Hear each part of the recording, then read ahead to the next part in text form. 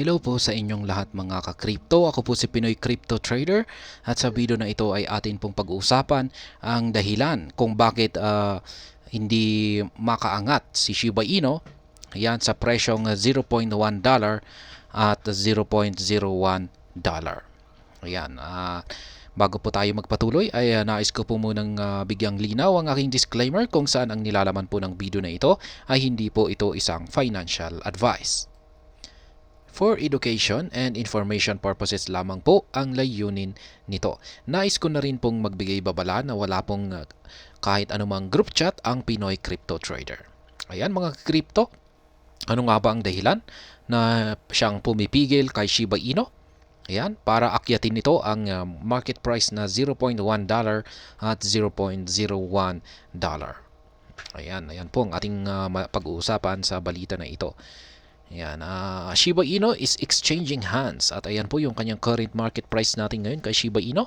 Ito po ay nananatiling may 50 digits at nasa 73.55. Ayan, representing a long way from much coveted $0.1 to $0.01 milestone. Ayan, napakalayo po. Ayan, ng agwat. Yan ang agwat nito. Yan sa presyo na ito. Yan, biruin mo naman 50 digits. Yan, tapos dito ay may isang 0 digits. From 5 zeros, kailangan pong mag-delete ng 4 zeros na digits para makamit nito ang ganitong presyo, ang $0.01. Dito naman ay kailangan pong mag-delete yan, ng 5 zeros. Yan, tanggalin niya lahat yung kanyang zeros para makamit ang $0.1. Ngayon ay ano nga ba ang pumipigil dito? Bakit hindi makakaakyat-akyat sa ganyang presyo si Shiba Inu? Ayan, sabi rito ay Shiba Inu holders anticipate these price points as it is expected skyrocket investments in the asset to greater values. After all, Shiba Inu has made earlier investors millionaires in dollars as the Crypto Basic reported. Ayan, totoo po yan na yung mga unang early investors ng Shiba Inu ay marami po sa kanila ang naging milyonaryo. Hindi lamang milyonaryo, may mga naging bilyonaryo pa dyan. However, Shiba Inu is encountering significant obstacles in pursuing the 1 cent dream. Ayan. Ngayon, pero sa ngayon ay nagkakaroon daw ito ng significant obstacle or nahihirapan siya na akyatin ang 1 cent dream na ito. Yan, pangarap ng karamihan na umakyat. Ayan, sa ganitong presyo si Shiba Inu. The asset struggles to eliminate more zeros. Ayan, nahihirapan po siya na magtanggal ng ilang mga zeros sa kanyang current market price. Even after numerous projects launches by its development team. Ayan, kung maski naglabas ang mga developers nito ng napakaraming mga magagandang projects. Yan. Pero gaya nga ng sinasabi natin dito, yan, lagi po nating sinasabi na nasa bull market po kasi tayo. Yan. Kaya maski numerous projects pa yan, maski magagandang projects pa yan, ay malamang ay konti lamang, maliit lamang yung magiging impact nito sa market price ni Shiba Inu. Malamang ay baka aangat lang yan. Yan, pansamantalang magkakaroon ng price surge pero babagsak rin ito at magpatuloy sa kanyang tinatahak na market direction. Ayan, interestingly, one of the most anticipated endeavors, Shibarium, emerged last month. Ayan, lumabas po si Shibarium. Bagong labas, ito po yung latest na project. Hindi po ito basta-basta na project ng Shiba Inu. Ayan, Shiba Inu ecosystem. Yan, isa po ang Shibarium sa major projects. Yan, malaking projects po ito. At yan, however, the Shiba Inu continues to face more price dips caught up in the prevailing bear market. Yan, maski na ilabas si Shibarium ay patuloy pa rin. Yan, ang pagbagsak ni Shiba Inu. Yan, sapagkat yan nga, gaya ng sinabi natin kanina na bear market po kasi talaga tayo. Yan, mahirap pong kalabanin ang kung ano yung gusto ng market. Yan. The Crypto Basic spotlights some fundamental factors contributing to Shiba Inu's inability to soar to $0.1 and $0.01 milestone. Ayan, below are some factors that may fundamentally hindering the community's wants and dream in the face of development efforts. Ayan. Ito po yung mga fundamental factors o dahilan na kung bakit hirap si Shiba Inu na makaakyat. Ayan, price and market cap. Ayan po ang unang factor or dahilan. Shiba Inu trades at 50 digits at 73.55 with a market cap of over $4.33 billion.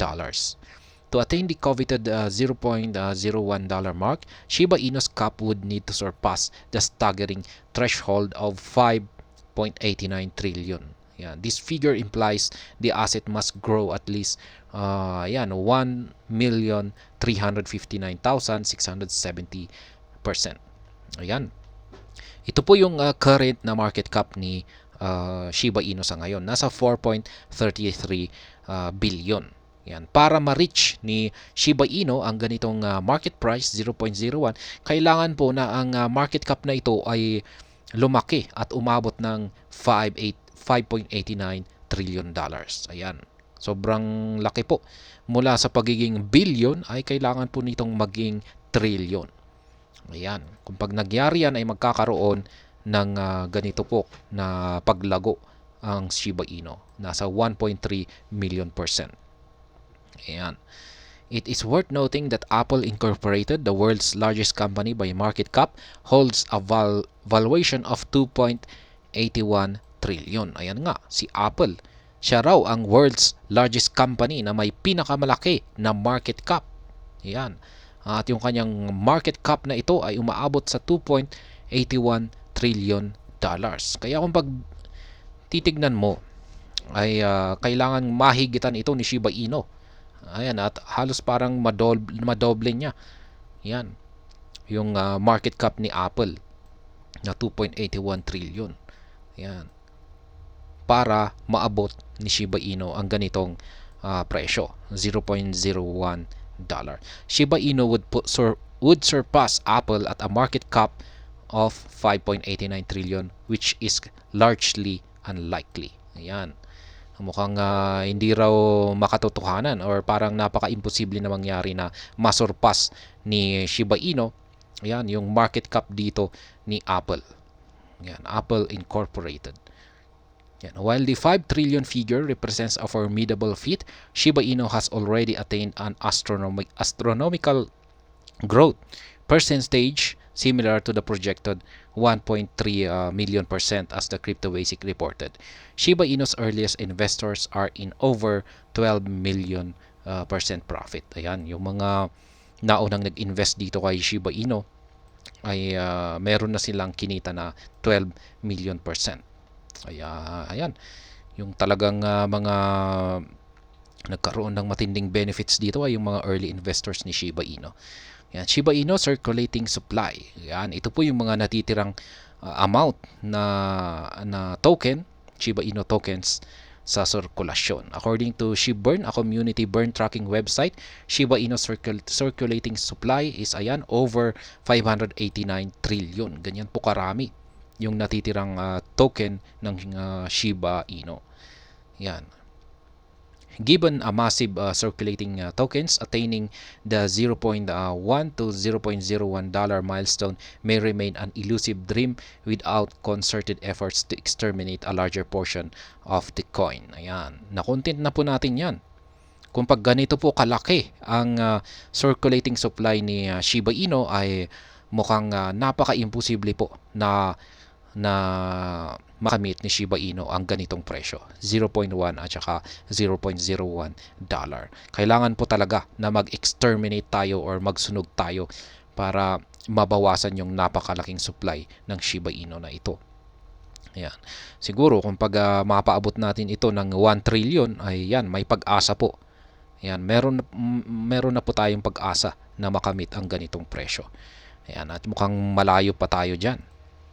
Interestingly, if the Shiba Inu community burns 10 billion SHIB every month for 10 years, only 1.2 trillion SHIB would have been eliminated from circulation. Ayan. Kung magsusunog daw po tayo ng 10 billion kada buwan, ay ang masusunog lamang po natin ay aabot ng 1.2 trillion.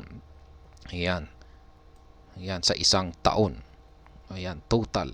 At kung pagtitignan natin, 589 po yan. 589 trillion. At least mapababa man lang natin ng 1 trillion. Kaya ibig sabihin ay kailangan po natin siguro ng 588 years. Ayan, para mapababa natin yan ng 1 trillion. Kaya yan, sobrang tagal. Siguro ang tanging pag-asa natin dito ay palakihin talaga natin yung sinusunog natin na Shiba Inu tokens per month. Yan. Meanwhile, available data shows that SHIB Army has incinerated over 410 trillion from the original supply over the past 3 years. Besides, the Shiba Inu development team has designed Shibarium to facilitate the SHIB burn processes based on on-chain transactions. Ayan na nga. Meron na pong nasunog na 410 trillion na SHIB tokens. Pero yung alam naman po natin na ang may kagagawan nito sa pinakamalaking nasunog na ito ay walang iba kundi si Ginoong Vitalik Buterin, ang founder ng Ethereum. Yan.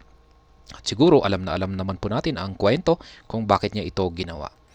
At ayan, ang Shibarium naman ay dinisenyo po ito. Yan, dinisenyo po itong si Shibarium na tutulong sa pagsusunog sa Shiba Inu tokens. Meron po siyang auto-burning mechanism pero gagana lamang yung kanyang auto-burning mechanism sa pamamagitan ng transactions. Yan.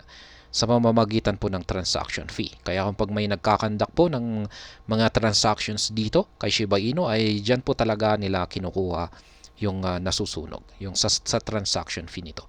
Also, it is worth mentioning that a renowned price forecast platform has estimated that it may take Shiba Inu about 30 years to reach $0.01. Yan, meron daw pong isang platform na nakapagsabi na aabutin daw po ng 30 years bago ma-reach ni Shiba Inu ang presyong $0.01. Ayan. Ang masasabi ko naman dito ay talagang kailangan talaga nating bawasan yung napakalaking supply ni Shiba Inu. Ayan, kasi yung market cap niya. Kasi yung market cap niya rito ay kailangan talaga natin na ayan yung market cap niya. Kakailanganin natin ng 5.89 trillion na market cap. Ayan, napaka-imposible po yan kasi yung si Apple Incorporated, napakalaking kumpanya po ito. Ayan, largest company by market cap. Yan, siya pa ang pinakamalaki na kumpanya na may malaking market cap ay nasa 2.81 trillion lamang yung kanyang market cap. Yan, at para kailangan na talunin ni Shiba Inu si Apple. Yan, at hindi lamang niya ito basta-basta tatalunin, kailangan po niyang higitan ito ng halos 2 beses na ng kanyang market cap, 5.89 trillion. Kaya yan po yung parang nakikita na theoretically na explanation kung bakit napaka-imposible na umakyat si Shiba Inu maski sa 0.01 lamang na market price. Yan, lalong-lalo na dito kung pag 0.1, mas malaki po yan. Yan. Siguro ay nasa 50 trillion, nasa 50 plus na trillion dollars yung kakailanganin niyang akyatin na market cap bago niya makamit ang ganitong presyo. Ngayon, ang masasabi ko kung pag ang nangyari dito ay kapag nabawasan yung napakalaking supply ni Shiba Inu. Yan, napakalaking supply at naging mga 1 trillion lamang yung kanyang supply, ay liliit po yung kailangan natin na market cap. Hindi po kailangang umabot ng ganito kalaki yung market cap na kailangan para makamit ni Shiba Inu ang $0.01. Yan, nasa mga bilyon lamang po, mga bilyong dollars na market cap yung kanyang kakailanganin. Ayan, para makamit ito. Ayan, kaya alam po yan ng mga buong community ng Shiba Inu. Yan, alam ng buong community ng Shiba Inu na yan po ang tanging pag-asa para makamit ni Shiba Inu ang ganito kataas na presyo. Kailangan talaga nating magbawas ng napakalaking supply ng Shiba Inu. Yan, kaya dapat tuloy-tuloy lamang po talaga tayo sa pagsusunog at yan, suportahan po natin ang Shibarium. At ayan, hanggang dito na lamang po tayo sa video na ito. Sana po ay inyong nagustuhan ang aking paliwanag sa video na ito. Kung inyo po itong nagustuhan ay pakiclick lamang po ang like button nito. Para naman po sa mga bago lamang dito, kayo po ay aking inaanyayahan para mag-subscribe. Pakiclick na rin po ang bell icon nito dahil ito po ang siyang magsisilbing notification nito sa mga bago kong videos na akin pong ina-upload sa aking YouTube channel na ito. Marami pong salamat sa panonood. Ingat po tayo lagi at God bless po sa ating lahat.